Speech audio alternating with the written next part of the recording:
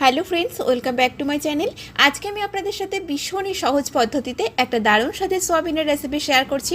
যদি ভালো লেগে থাকে অবশ্যই ভিডিওটাতে লাইক, শেয়ার, কমেন্ট করতে কিন্তু ভুলবেন না। তাহলে চলুন আজকের এই রেসিপিটা আমরা দেখে নিই।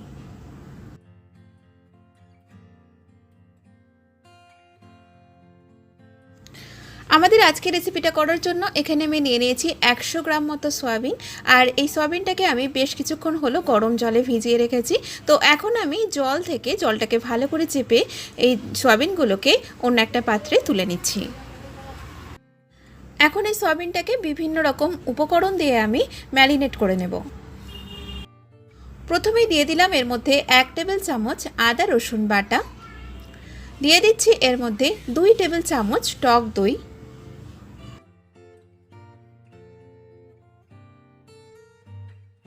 দিয়ে দিলাম 1 চা চামচ জিরে গুঁড়ো, হাফ চা চামচ দিয়ে দিলাম ধনে গুঁড়ো, হাফ চা চামচ রেড চিলি পাউডার দিয়ে দিলাম, আর দিয়ে দিচ্ছি হাফ চা চামচ হলুদ গুঁড়ো।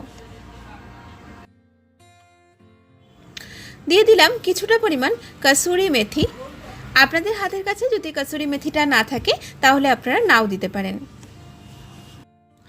স্বাদ মতো লবণ দিয়ে দিলাম।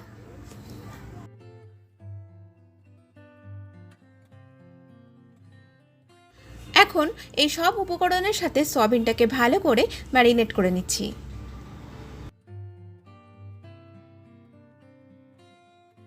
সয়াবিনটা আমাদের ম্যারিনেট করা হয়ে গেছে। তো এখন আমি এটাকে 10 মিনিট মতো ঢাকা দিয়ে রেখে দেব। এখন কড়াইতে দিয়ে দিলাম 1 টেবিল চামচ সর্ষের তেল, আর দিয়ে দিচ্ছি 1 চা চামচ ঘি। আপনারা চাইলে কিন্তু পুরোপুরি তেল দিয়েও এটা করতে পারেন।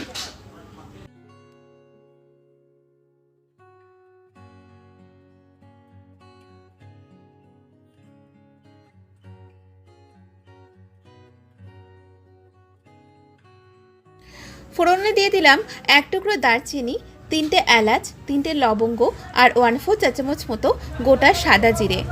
এখন এই ফোড়নটাকে আমি কয়েক সেকেন্ড ফ্রাই করে নিচ্ছি।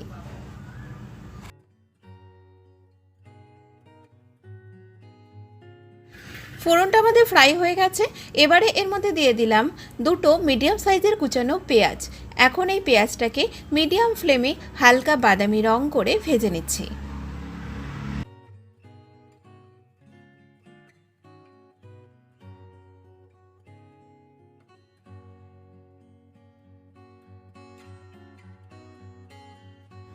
দিয়ে দিলাম এর মধ্যে একটা মিডিয়াম সাইজের টমেটো কুচি, সামান্য পরিমাণে একটুখানি লবণ দিয়ে দিলাম। এখন এই টমেটোটা বেশ গলে যাওয়া পর্যন্ত আমরা একটু নাড়তে থাকব।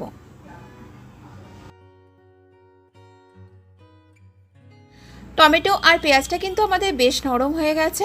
তো এখন আমি এর মধ্যে দিয়ে দিলাম ম্যারিনেট করে রাখা সয়াবিনটা। সয়াবিনের পাত্রটা ধুয়ে সামান্য পরিমাণে একটুখানি জল দিয়ে দিলাম। এখন এই সয়াবিনটাকে ভালো করে কষিয়ে নেব।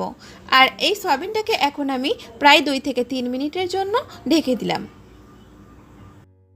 আপনারা চাইলে কিন্তু সয়াবিনের মধ্যে কিছুটা আলু ডুমো ডুমো করে কেটে সেটাকে বাদামি রং করে ভেজে নিয়ে এটার মধ্যে অ্যাড করতে পারেন। আর এই সয়াবিনটা অবশ্যই আপনারা বাড়িতে বানাবেন, দেখবেন খেতে অসাধারণ হয়। আপনারা ভাত, রুটি, পরোটা এগুলো সব কিছুর সাথেই পরিবেশন করতে পারবেন। সয়াবিনটা আমাদের বেশ ভালো কষানো হয়ে গেছে।